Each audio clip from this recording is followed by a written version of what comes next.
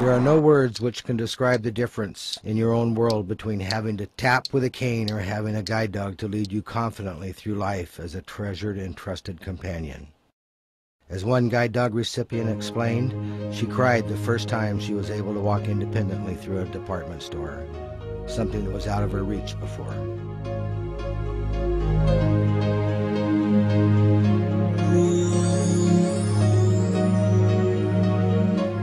The mission of Guide Dogs of the Desert is to provide guide dogs for blind people.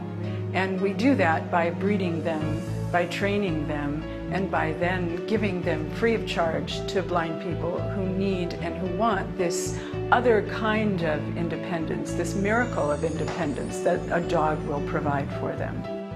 Since 1972, Guide Dogs of the Desert has been making those small miracles possible every day through their full-service program. Located near Palm Springs, California, this nonprofit organization includes a full-service kennel, a puppy breeding program, and guide dog training provided by a staff of professional licensed instructors who work with both guide dogs and blind students to ensure a successful bonding. According to the American Foundation for the Blind, every 7 minutes someone in America becomes blind or visually impaired. That's a total of more than 20 million people, including many of our existing and returning military veterans. Only about 10,000 today have guide dogs, thus creating an urgent need for the work that is done by Guide Dogs of the Desert. Although the puppies were what initially brought me into the organization, the entire goal and just the miracle of independence and the mobility that these dogs are able to provide for people of the blind community just completely overwhelms me. In order to provide a single guide dog to a single blind person, it takes an enormous amount of effort on behalf of a lot of people.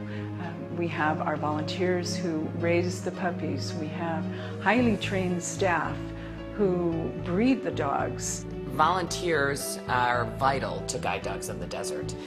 Without the puppy raisers, I don't know what we would do. The puppy raisers are a unique and devoted group of volunteers. They raise and help to train the dogs in their own homes. And then after a year and a half, they give them back for formal guide dog training. Our entire family, my husband and my 6-year-old daughter, all take the dog. We all do different things with him, and the dog will actually learn to listen to all of us. Our take on it, you know, as far as the having them only for that length of time, is the fact that we knew that they were going back for a greater cause. Guide Dogs of the Desert is distinctive in so many ways, including their training department.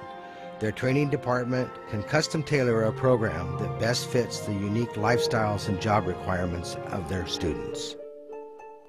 Olita Whaley is a missionary who lives with her husband on an Indian reservation in Utah. I have tried for 5 years to get a guide dog. Most of the guide dog programs in existence now feel like you should live in the city. Olita was embraced by Guide Dogs of the Desert, who adapted their normal city training to include the outdoor life that she leads. Olita arrived at the training facility of Guide Dogs of the Desert ready to begin her 28-day training. Olita started with the basics. This morning when we were told what all we would be doing in our training, I was thinking, oh, am I sure I want to do this? I hope I'm young enough to remember what all I'm supposed to be doing. And then came the day that she had awaited 5 long years for. I can hardly wait. I'm thinking of all the objects in my yard that I'm not going to be falling over from now on. That's very good. Very good.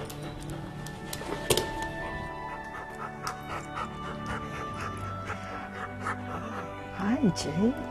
It's Jake. Ooh, how pretty. How pretty you are.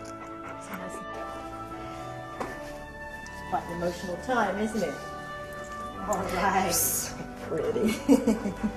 Until you can get down on the floor and just give him some loving. You see, he already loves you.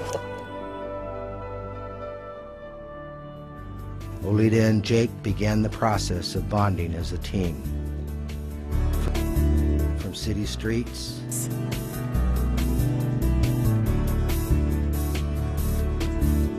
to hotels, bus rides,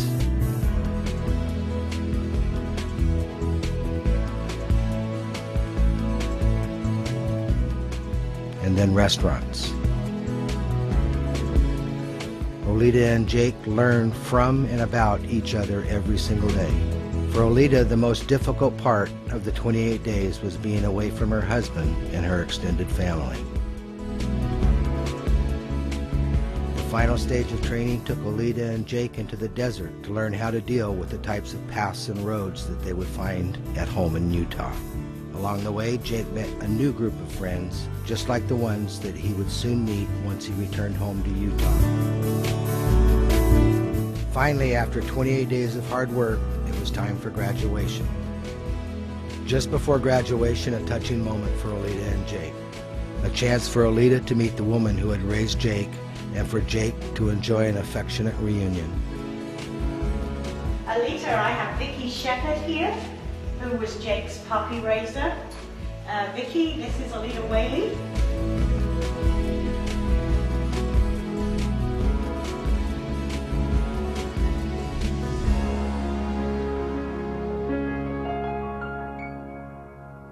At graduation, Oleta and Jake celebrated the 28-day journey that they had taken together and the life that lay ahead, filled with service and assistance to each other and to all those in Oleta's care.